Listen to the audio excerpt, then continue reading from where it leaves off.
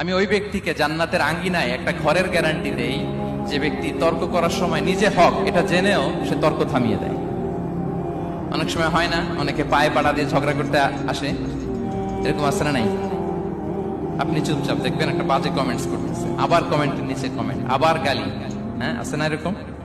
বিষ্ণু বলেন নিজে হক এটা জানার পরেও আর যাতে তর্ক না বাড়ে, যে তর্ক থামিয়ে দেয় জান্নাতের আঙ্গিনায়, তাকে আমি একটা ঘরের গ্যারান্টি দেই। وببيت في وسط الجنة لمن ترك الكذب وإن كان مازحا। আর ওই ব্যক্তিকে আমি জান্নাতের মাঝখানে একটা ঘরের গ্যারান্টি দেই যে ব্যক্তি কৌতুক করার সময়ও মিথ্যা পরিহার করে। করতেছে কৌতুক, ফান করতেছে, আর হি ইজ কিডিং, পান করে, কৌতুক করে, কিন্তু কৌতুকের সময়ও সে মিথ্যা বলে না।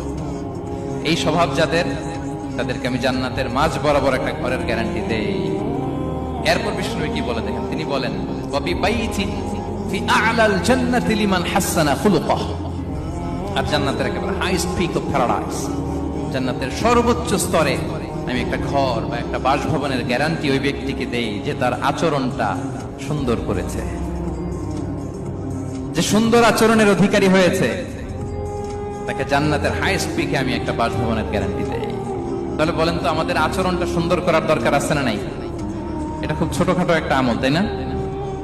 কথা বলেন, দক্ষিণ কোরিয়া প্রবাসী ভাইরা আওয়াজ করে বলেন, এটা কি ছোট আমল? দেখলে সালাম দিব, সুন্দরভাবে কথা বলবো, ভালো উইশ করব, হ্যাঁ, হিংসা জিঘাংসা অহংকার থেকে মুক্ত থাকবো, খিটখিটে মেজাজের হব না, অলওয়েজ স্মাইলিং ফেস থাকবে আমার, হৃদ্যতাপূর্ণ আচরণ। এই কাজটা কি ছোট আমল? আওয়াজ করে বলেন, এই আমলটা কি ছোট না বড়? প্রিয় ভাইরা, বিষ্ণু ইসলাম সবার সাথে এরকম মাধুর্যতাপূর্ণ আচরণ করতেন, ছোট থেকে বড়, নারী থেকে পুরুষ, বন্ধু থেকে শত্রু, সবার সাথে সুন্দর আচরণ করতেন। এবং তার এই চমৎকার আচরণে মুগ্ধ হয়ে তার অনেক শত্রু মুহূর্তে তার বন্ধুতে পরিণত হয়েছে।